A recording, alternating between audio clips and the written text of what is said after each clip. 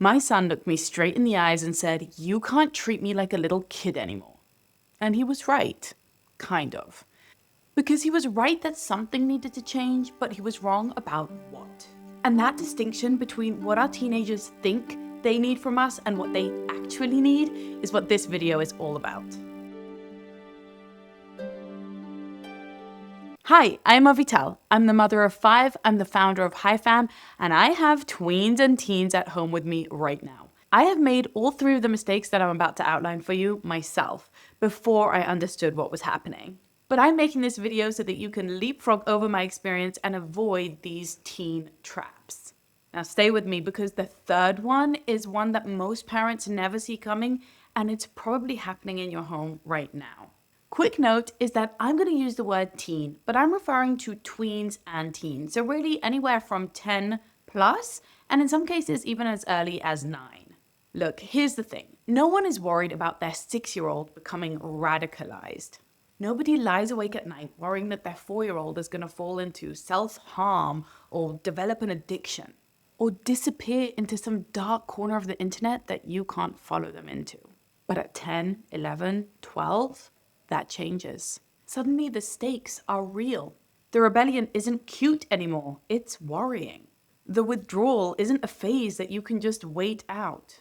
The influence of their friends, their phone, the content that they're consuming at 11 p.m.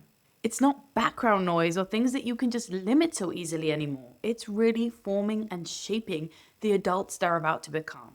And the fear that most of us parents feel but don't often utter out loud is, what if I get this wrong and I lose them?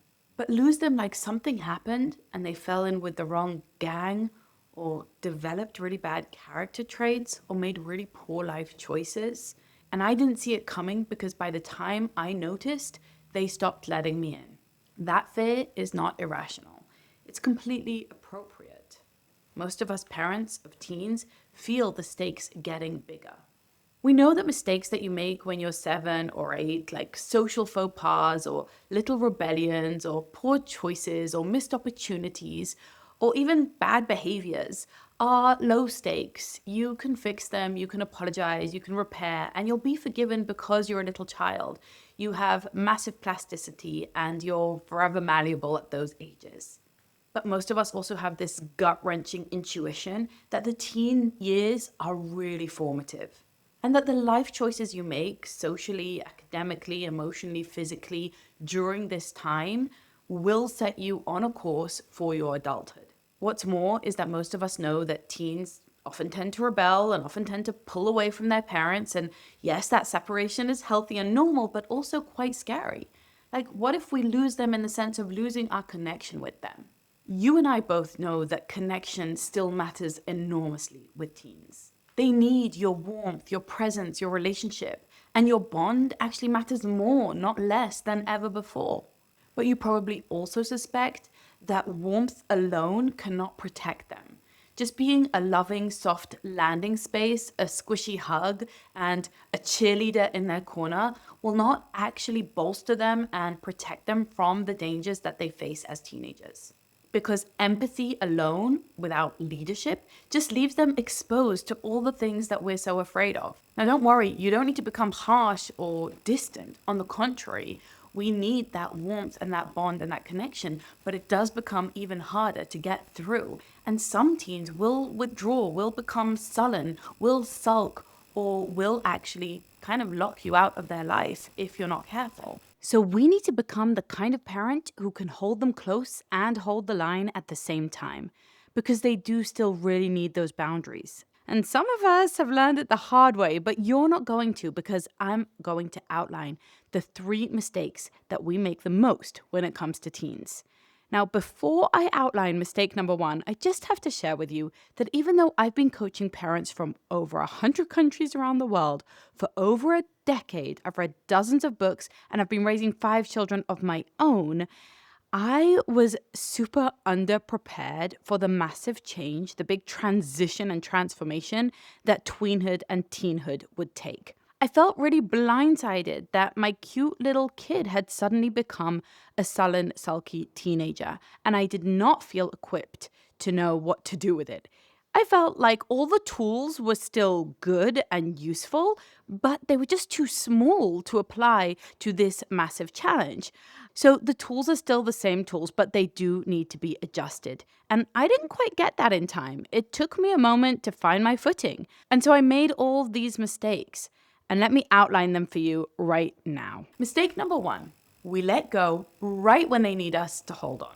The moment the kids start to pull away around the ages of 10, 11, 12, maybe they're not sharing as much anymore. They're not opening up at bedtime. They don't want to sit on your lap or hold your hand or participate in family activities in the same way that they did. And often our instinct, out of respectful parenting, is to give them space, to back off, to loosen up, to let them breathe. And that instinct feels right. It feels respectful. And it is rooted in a certain wisdom that gets that, yes, tweens are going to start to separate and that that's a natural and healthy process. It can feel like the mature, evolved parent thing to do. And it can feel like a secret relief because they're suddenly way more independent. They can go places by themselves. They can use technology by themselves. They can make decisions about their homework by themselves. And it can be such a relief that there's just less mental load on us. So subconsciously, it feels like, awesome, great, I've done my job. I don't need to be on top of this anymore. I can focus on me. But here's what's actually happening when we do that. We are removing the one thing that they need most. Teenagers, and I mean from tweens all the way to 18, 19 years old, actually need more leadership from us, not less. So yes, you should focus on self-care and take time for you. And yes, they should be developing their independence for sure. I am not saying that you should helicopter over them or micromanage their every decision. But the pulling away is not a sign that they don't need us. It's a sign that they are building their identity. They need to now create their own sense of self to take them out into the world in the future as adults. And the only question that really matters is, what are they building that sense of identity on? Who is leading them? Who will influence them? Who will help them shape their worldview, their moral compass, their direction in life, their character? Because if we've stepped back, if we've gone quiet, if we decided they need more space than they need us, then they will build it on whatever they can find. Their friends, their feed, the algorithm that has been quietly studying your child's patterns for years and knows exactly what to show them next. Or even AI. Here's the thing. The eye rolls, the door slams, the "I'm fine, leave me alones," these are not invitations to back off.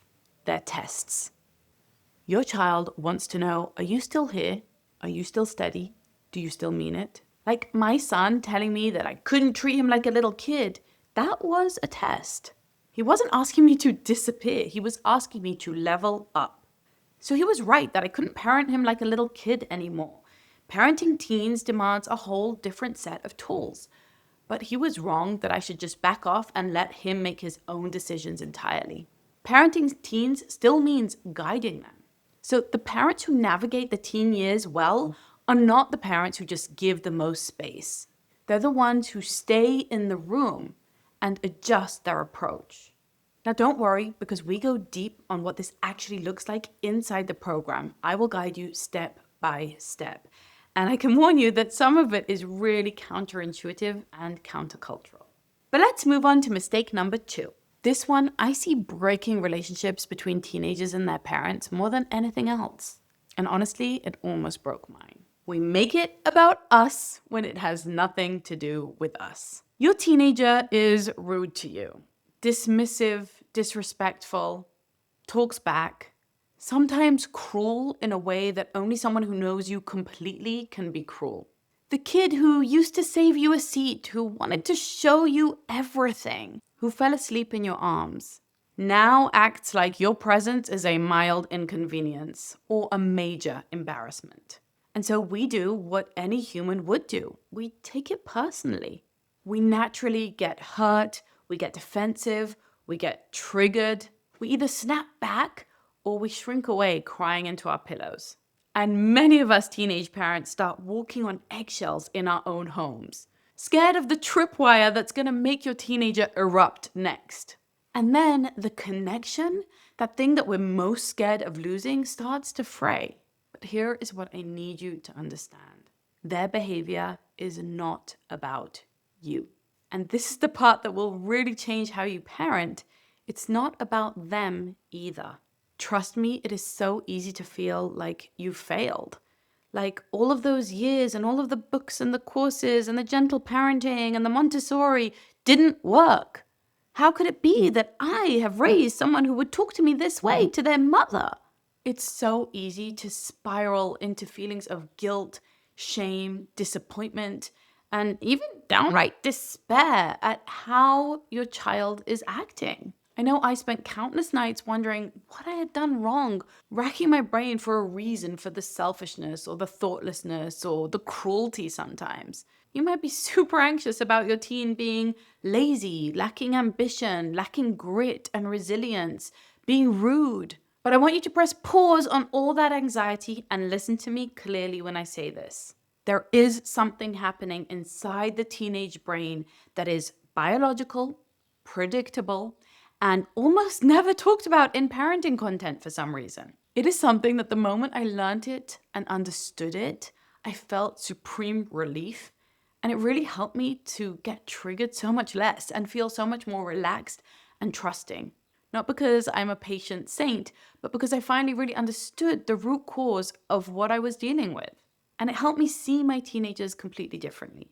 Not as someone being difficult on purpose, not as someone who's ungrateful or entitled, not as someone who disrespects their parents profoundly, although we do have to be careful not to just excuse those behaviors. But it helps to understand that they are someone who is going through something.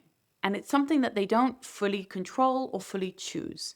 This is probably one of the most important shifts that we cover inside the program. Because once you see it, you can't unsee it. And it completely transforms every single interaction you'll have with your teen. And the third mistake, this is the one that creates entitlement. Bah, my pet peeve. It's dressed up as good parenting so nobody catches it. Here it is. Mistake number 3 is we give them more and it makes everything worse. Let me explain. This one is everywhere. She's 13 now, so she should be allowed to have Instagram. He's in high school. He should have a later curfew. She's old enough. When I was a teenager, I was allowed to do that. It's legal now. All their friends are doing it. He's earned it. But earned it how? By surviving another birthday? Here's what this mistake is about. We parents of teenagers use age as a metric for freedoms and privileges. And it is the single fastest way to raise an entitled teenager. Because when we just hand over privileges based on how many birthdays someone's had, we're teaching them something. We're teaching them that the world expands, that they get more things, that they get more freedom, that they get more privilege, simply because time has passed. It's basically saying you are owed something, and if you just wait enough, you'll get it. Think about the types of things that teenagers want. They want to be allowed to stay out later. They want to be allowed to go out with their friends. They want to be allowed to watch racier movies. They want to have their own devices and freedom on those devices. Eventually, they want to learn to drive and maybe even get their own car.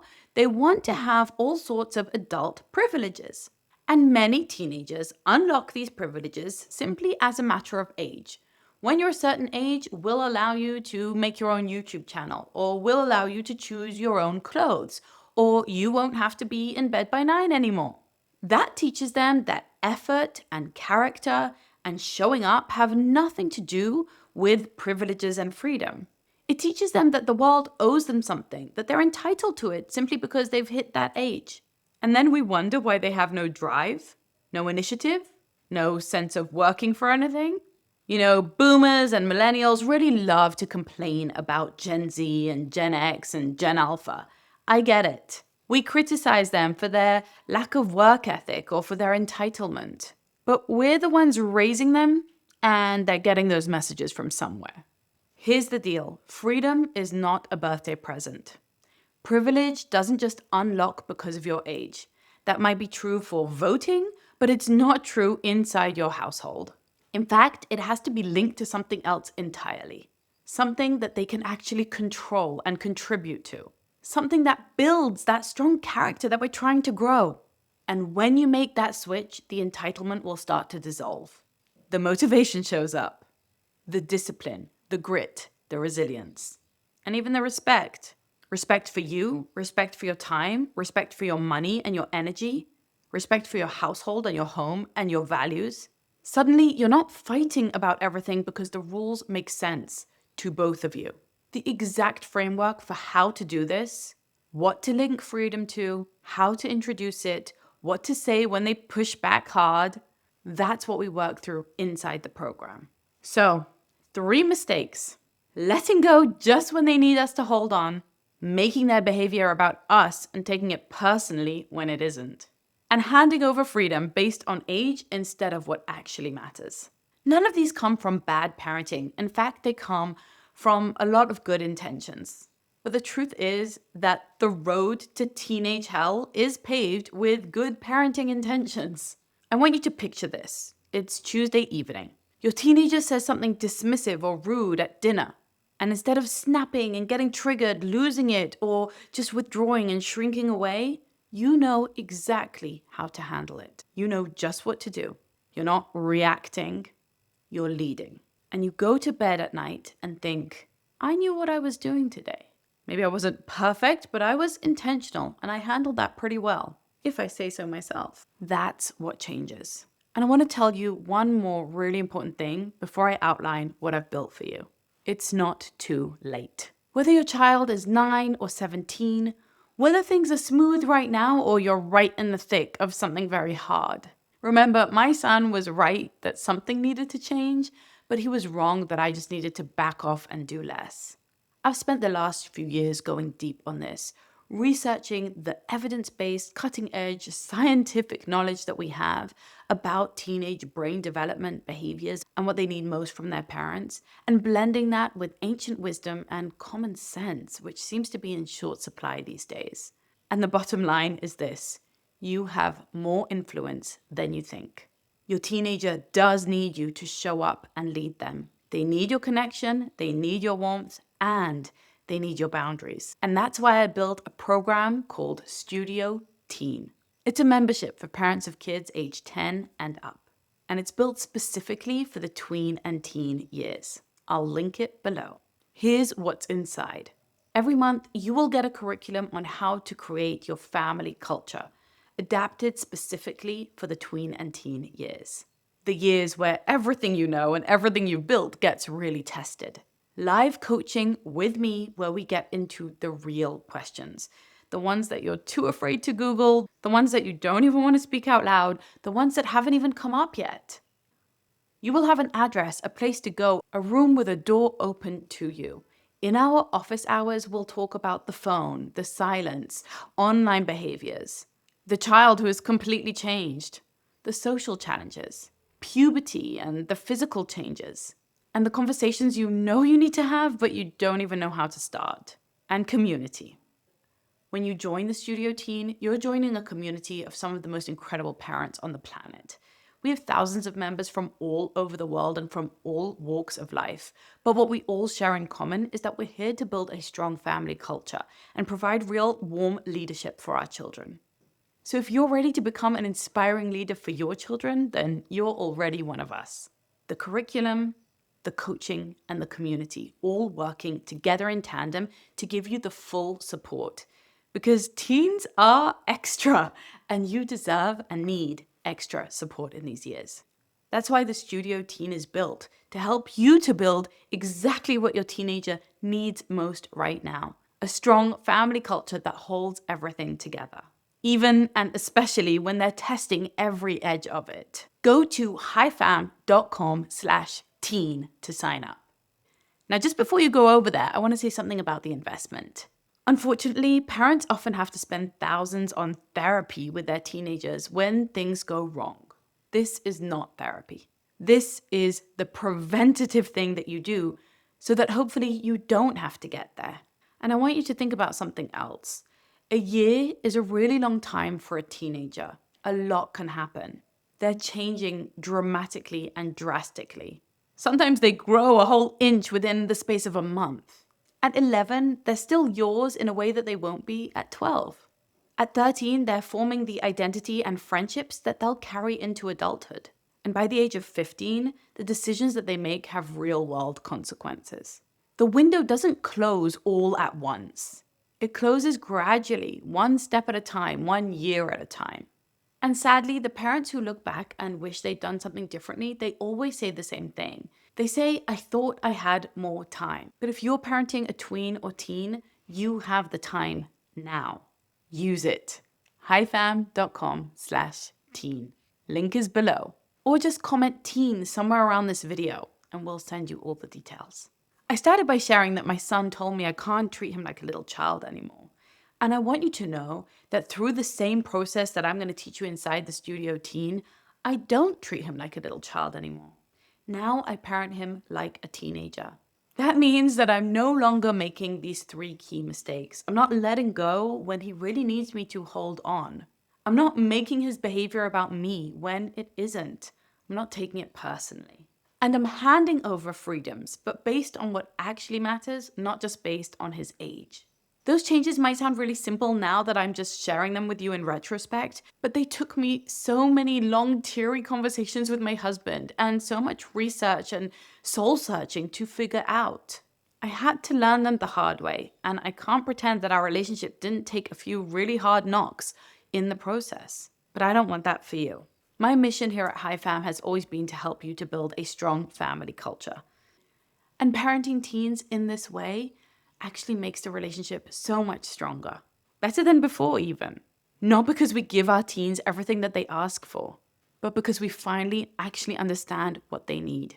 Teens can be a little tricky. They say that they want certain things, but we have to learn to read between the lines and see what's under the request.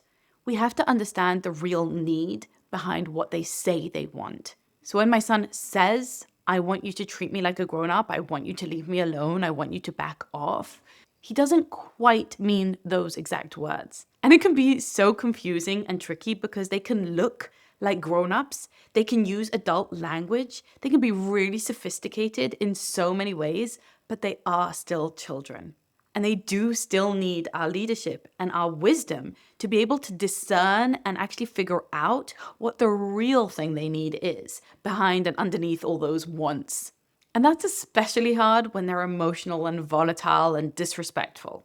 But we can do hard things. We can learn those skills. We can sidestep all these mistakes, and we can create a strong family culture for us and our teenagers, giving them the very best start to their adult life.